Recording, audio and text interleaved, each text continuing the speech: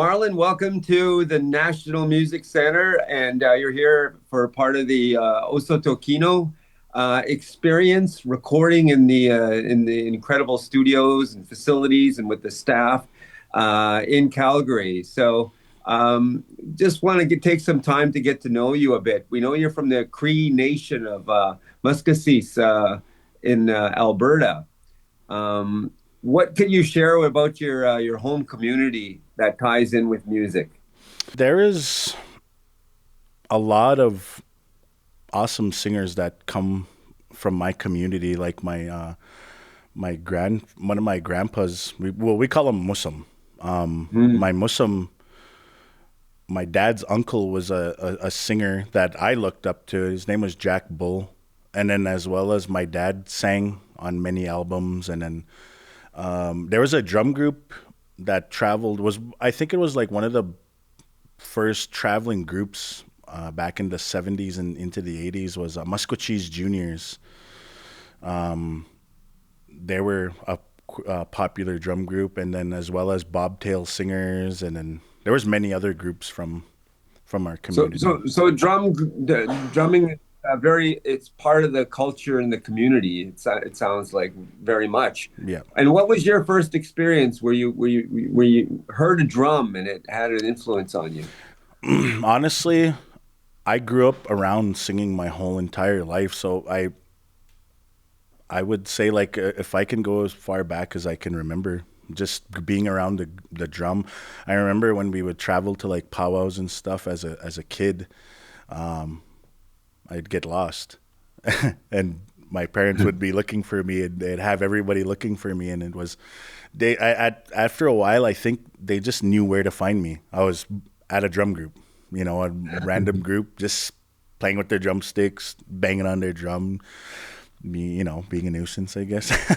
So I don't know. And then like, when we were younger, back in about 92, 93-ish, they used to like get all my cousins together at the powwow, and they have what is called a supper break at a powwow, and they would just get us to sing at a drum during the supper break. Like nothing's going on, we would just sing.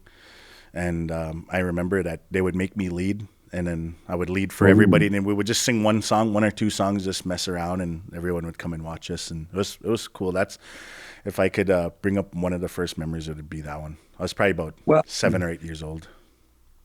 and to be 7 or 8 years old and be asked to do the lead, I mean, this wasn't a casual interest. You actually learned how to sing the songs. Yeah, yep. one of one of the very first songs, and honestly, it was a word song. It had Cree words in it. It was my dad made it for my brother, and then like most people there, when they get when they're born, they get a song made for them. And then everybody's supposed to have a song for like when they have special doings for themselves. You sing that specific song, and then, anyways, this song was it's still used to this day all over North America. I'm sure a lot of people don't even know my father composed it. And then it was like the very first song I learned, and it was one of the songs that we would always sing. It was and it was just my brother's Indian name, Mixo and that bald eagle child. And Mm. then so that's like that was like one of the first ones. And then like I remember getting them making me lead. I remember like at first I would just do it, but then for some reason I got shy, and then like I wouldn't do it anymore. And then they were like, "Come on, lead it," and I was like, "I don't want to," and I just got real shy, and I just not sing. And then so every once in a while I still get shy and get nervous and try to like figure out what I'm gonna do. What's your father's name? Francis Green, he's still around, and he like we talk every once in a while, and he reminds me like how proud of us he is, and like even my nephews. And he was thankful that like I brought my nephews on to do a few songs with me on this album that I'm making, and he was really proud of that.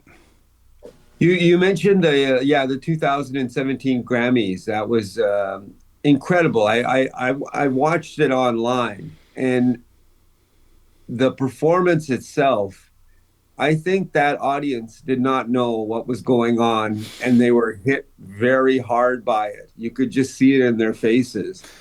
It was like, I don't know what's going on, but this sound, this music is reaching me. And Yeah. it was and that was so obvious. You have to tear up watching that because it's the power of the drum. And what do you think happened there? I just what you said, it was the power of the drum. Like I think for myself it was the power of the drum, and then just knowing that we were singing our traditional music, and then I think that's what got everybody's attention. They were just like, I can't remember like any of their reactions, but I just remember being on stage and we're singing, and I'm like, we're on the Grammy stage. Like, what are we doing here? Like, this is crazy. Like, halfway through the song, I'm like, this is awesome. And then I remember like going back to watch footage after, and then like my brother Leroy, he's one of our older members in our group, and he was like so emotional, and you can see it.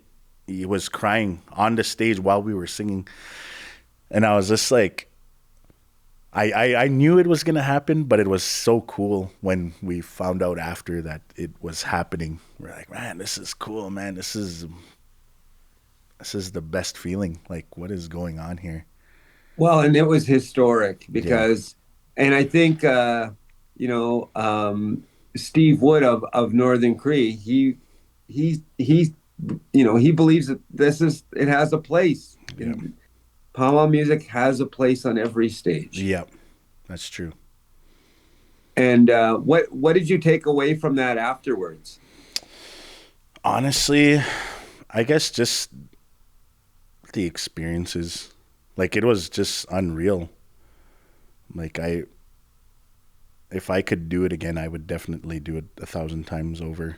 It was like, I remember going up to, like, when we found out we were being nominated, because they took our category away. There was Best Native American Music Album. And then they took the category away. And then so it made it harder for Native groups in any genre, rock, rap, and then traditional like powwow round dance. It was harder for us to get nominated, and then they somehow we squeezed into best regional roots. And I was like, it was like, hey, Steve was like, hey guys, we got nominated for a Grammy. I'm like, we didn't even know that you could do that. That's cool. Like, we were like, awesome, awesome, awesome, and then whatever. And then he's like, as it was getting closer to the no, it was actually, no, it wasn't closer. It was not long after we found out we were nominated. I got another message, and then Steve was like, I have some awesome news. Come to the house and I'll tell you. And he goes, and then he tells everybody, like, he was like, he gets us together, I guess, just wear something really nice. It's gonna be awesome. So I get to his house, and then we're talking. He goes, do you want us to perform on the Grammys? I'm like, what? And then we're just like talking about that, and then what are we gonna do? What are we gonna sing? Like, because the album we were nominated for wasn't even a round dance album. It was a powwow album, which is funny. And then we Because you're known for the round yeah, dance. yeah, and then Yeah. he was like, okay, well, we're gonna sing this song.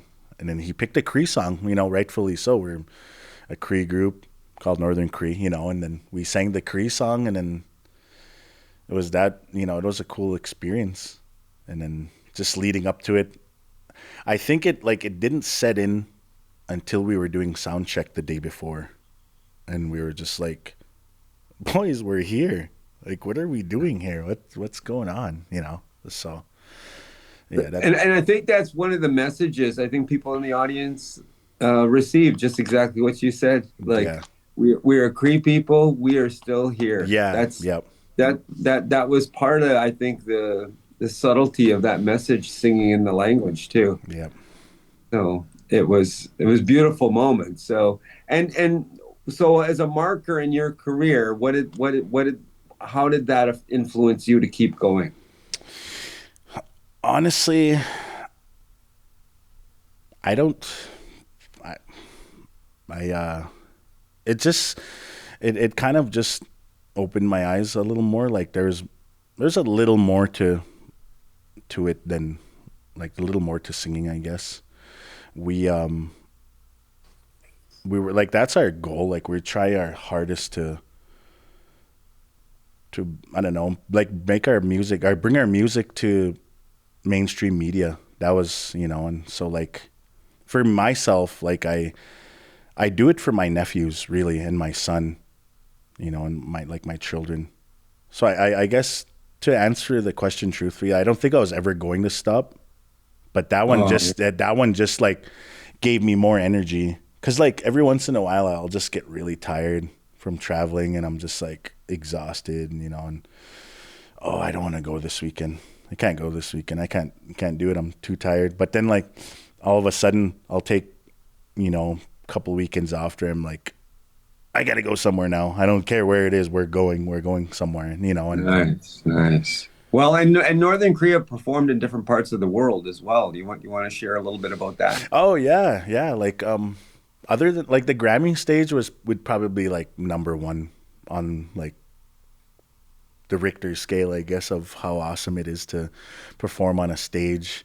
And then the New Orleans Jazz Festival, Oh man. and that was awesome. I remember like we were they always bring natives out, and I think it was just like they would just select a tribe and then they would throw together a dance troupe kind of thing.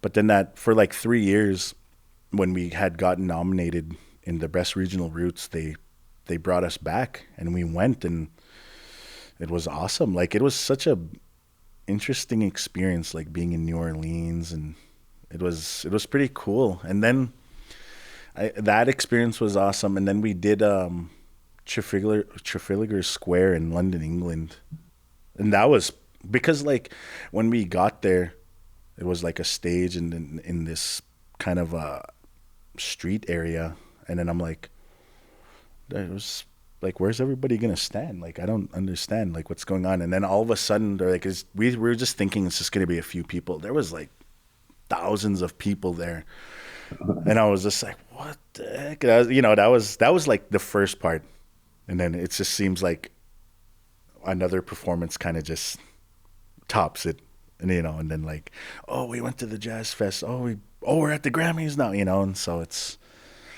yeah, like we've done, and I know like we went to perform in Greenland. That was interesting. That was pretty cool. That was a cool experience.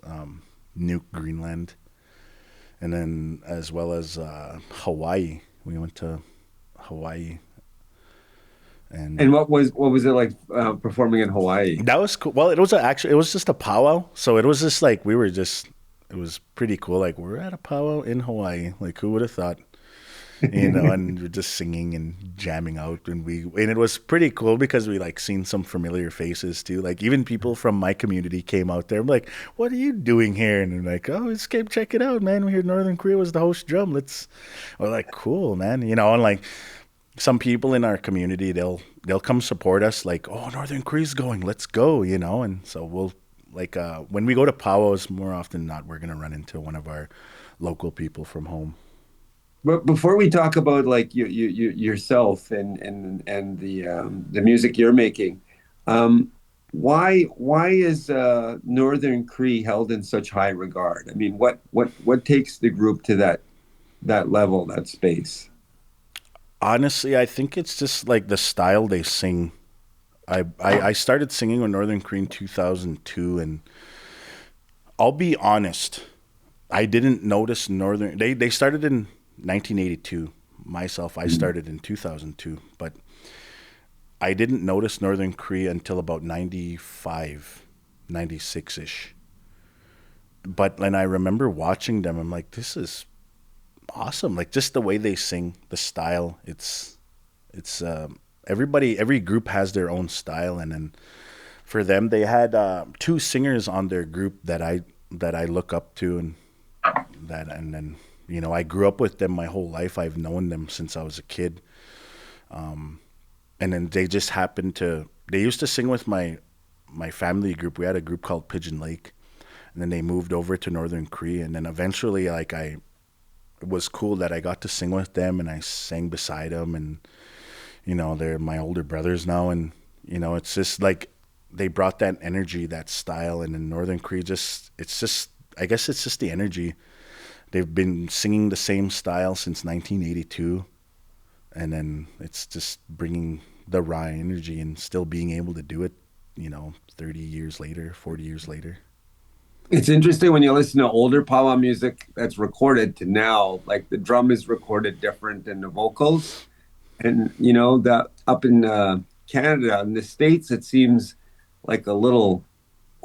It's they hit the drum harder, I think, in Canada.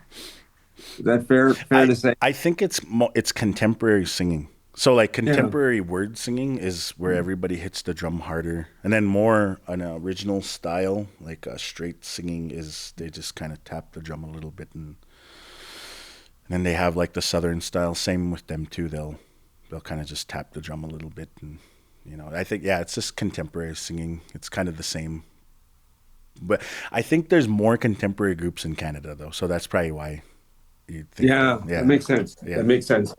Um, let's talk about what you're doing at the National Music Center right now with the OHSOTO'KINO Recording Bursary. So how has it been going It's coming in? it's been awesome. It's been awesome. I'm laying down 12 tracks, round dance tracks, some in English, some in Cree. Um, I started on Monday, I think it was, and I had a little bit of a slow start because I just came from a powwow in North Battleford, and it ended a little later than I was anticipating. So then I didn't get in till really late, and then so I just came right to the studio, and I just went right to work on Monday, and then I just like I remember I had to like I did 3 songs, and I was like, I think I might be able to do one more. All right, let's do it. And then I sang it. Then we came back the next day, and then I listened to it. I'm like, yeah, we're not gonna use that fourth one. I'm gonna redo it. But it's been fun. It's a cool experience, man. And like for myself, I've been into a studio plenty of times with other groups other than Northern Cree. Um, for me I like being in a studio. It's fun. Like you get to create your own music and put your own little touch to stuff, and for me I brought my nephews and my sister on just so they can experience Oh, the wonderful. feeling of being in a studio and see, like I had mentioned earlier, my dad was really proud that he's like, oh, that's awesome. You're bringing the boys on. That's cool.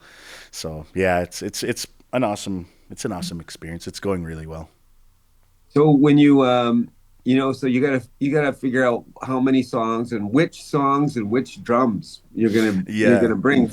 So what was that like choosing the drums? I don't know how many drums you have. Yeah, I got about 8 drums. Like some of them I made, and then like I was just going around the house. I'm like, do I bring this one? Testing it out there, kind of.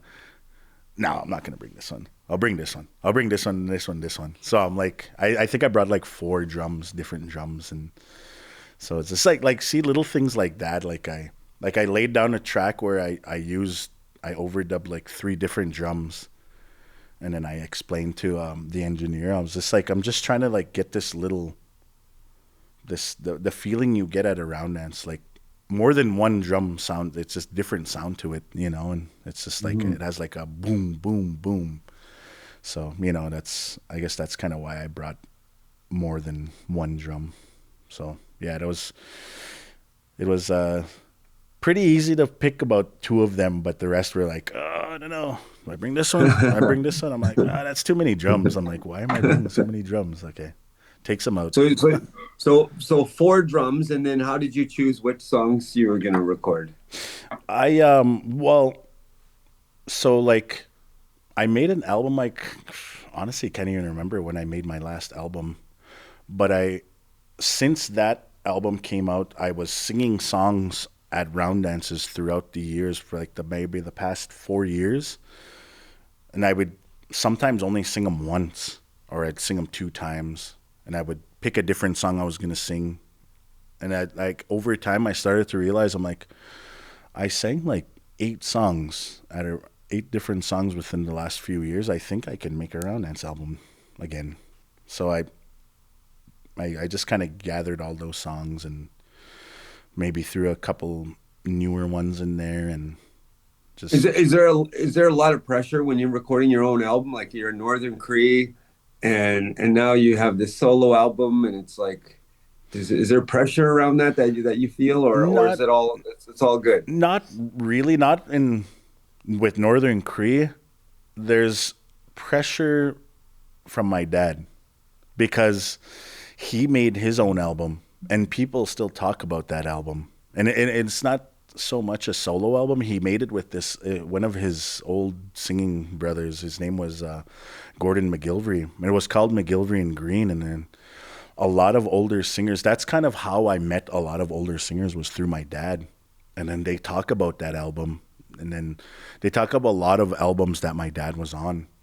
And so like that's basically kind of why I wanted to do a solo album was one, because my dad did it.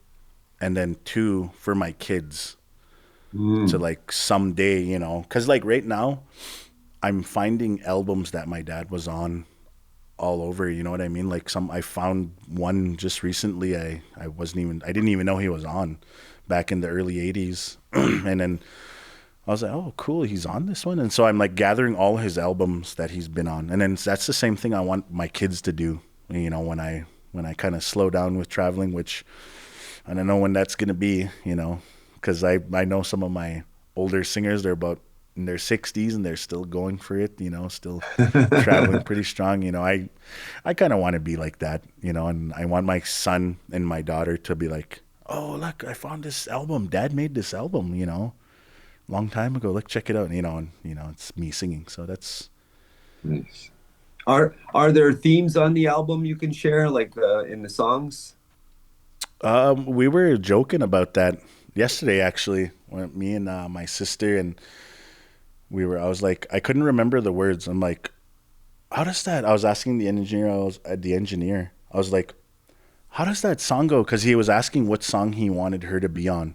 And I was like, how does that song go? I don't remember what I called it.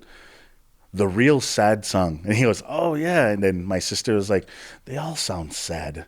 And then he's like, yeah, it's an emotional roller coaster. So it's like the whole album, it's all different. The Cree stuff, one of them is funny. It was actually I called my dad yesterday too because I was laying down a track and I'm like I laid down the first take and I was doing the overdubbing and I'm like I kind of caught myself. I might be saying one of the words wrong. Let me call my dad. And he's like, okay. It was one of the Cree ones, so I called him and then I was like, hey, so I started singing the song to him and he started laughing over the phone because he knew what the words meant. And it means like when you're happy you say you love me, but then when you're mad you say I'm ugly.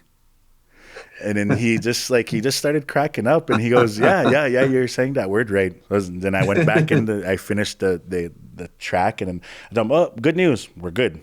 We're good. He's like, okay, all right. And then we just moved on. And then some of them are just like just really sad.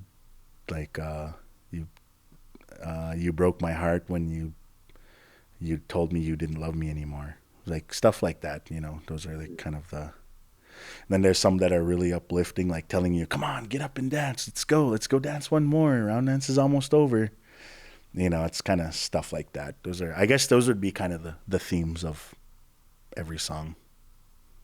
I look forward to hearing the album a lot. Well, thank you. Um, and technically, being in a studio, I mean, you got to figure out what microphones to use and all that kind of thing. How was that experience for you? So I have a friend that helped me with my first album and he's become a pro in that. And he was supposed to be here to help me with this album. He had a personal matter to take care of, but he basically got in contact with the studio here and kind of told them through. He had worked with them before too, so he just told them, just use this mic and this mic. It'll work better with this stuff and this stuff. So yeah, it's really I guess just leave that up to them. Really, I know nothing about mics. I would just use any old mic.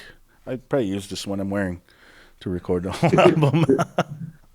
And then when the album comes out, what do you expect to do with it? Like in terms of getting it out there and getting it into the getting. Are you gonna be bringing it, selling it on the Powwow Trail, so to speak? Yeah, yeah. Yeah, I'm gonna make some because like people, that's where you sell them, right? yeah. So So what's crazy is like we had this record company that we used to work with, and then they were like telling us, yeah, they people don't buy CDs anymore, which wasn't true. Like I started to learn after. I'm like, people still sell CDs. I mean, yeah, they're not as popular as they used to be, but you still make a little bit of money off of just selling a CD to somebody. And then, but I noticed like the younger crowd, it's mostly online stuff. So yeah, but the CD I find more powerful because an MP3, the quality of the sound is about 15% of what you get on a wave file, right? I don't want to start to get too technical. Not that I can either, but but the CD will definitely generate attention. So, you have a title for the CD yet? not yet, no. Not yet. Okay, that'll come. That'll come. Yeah, that'll come after. When do you expect it'll be released? I'm thinking sometime in the fall, maybe Nice. October or November ish. Wow, that's awesome. Yeah. And um, I guess this whole experience for you, you've almost completed. I guess it early. You did so well. Yeah. Yep. Well, like honestly, I that was taking my time. I did my first album in one day, and we had like I think 2 or 3 days to do it, and I was just like, well, I don't know what I'm gonna do with the rest of my time here. I guess I was like, go wait at the airport and see if I can get on a flight home. So yeah, it like I tried my best to take my time and do the best that I could. It's interesting when you hear, like, if you hear a solo album, it depends on, how much echo is going to be on it, how much effects are going to be on it, Yeah. and how far you go with that, right? So there's looking forward to hearing how you wanted your voice and drum to sound. Yeah. Did you come in with that? Like, Yeah, yeah. I already yeah, know like what I like. I was already kind of visualizing each song in my head, like what song was gonna be what, and like I made this one Cree song, and it kind of just talks about like how a singer appreciates when he's singing and all the dancers come in and dance for him, and then I remember I sent it to one of my buddies, and he's a recording artist himself. And he was like, we went for a drive to, we were both invited to a round dance together. And he goes, I like that song that you sent, man. And he goes, and I honestly feel like I can do like harmonizing to it. I was like, oh, really? Cool. And at the time, like I wasn't even planning on making a round dance album until I had applied for the bursary. And then after I got it, I'm like, I told him, hey, I'm going to make that album. He goes, oh, that was fast, because like when we discussed it, it wasn't even a thought. Like, because he asked, like, you think you're ever gonna do an album again? I'm like, I don't think so. I doubt it. If I do, it's not gonna be for another few years. And then anyway, so he goes, yeah, man, I really like that song. So I guess that's I laid those tracks down and thinking about like he's gonna do the harmonizing to it after a while, and then when the album comes out, it's gonna sound so different from what we're listening to right now. So nice. Well, I look forward to hearing it very, very, very much. And I know people who are fans of Northern Cree and yourself, and I think you're going to do your family proud having this album out. I think they're going to be very happy for you. So that's thank you, that's congratulations on that. thank you. Yeah, and part of the legacy of National Music Center is working with community, and particularly in the powwow community, because powwow community, needs more attention, needs more love too. Yeah, So yeah. when you get your album, how do you plan to listen to it? I want to listen to it on a like a cassette tape, just to say that I did it, and then just put it in a tape, old, cassette tape player, and just press play and just sit there and just like, Oh, oh, this is cool, man. It's, I thought about it, like getting cassette tapes made, and, so I feel like that's if I'm gonna think about something like that, I that's probably what I'd do, just to check it out. Marlon, I hear you. I got a stack of Powwow tapes, Yeah, and it's yeah, it's very old school. yeah, It's classic, and those are road tapes, is what those are yeah, too. yeah. Well, Marlon, I want to congratulate you on coming down to National Music Center. We look forward to your album very much, and I look forward to being submitted to the Juno Awards for traditional category coming up as well. Because I have a feeling this is going to open up doors and opportunities, and I know you're doing it for the right reasons, and and those four drums, that's a good number to have. So yeah, so Miigwech, thank you so much for sharing, and continued success with everything you do for your solo work and also the work with Northern Cree. Cool. Thank you for having me.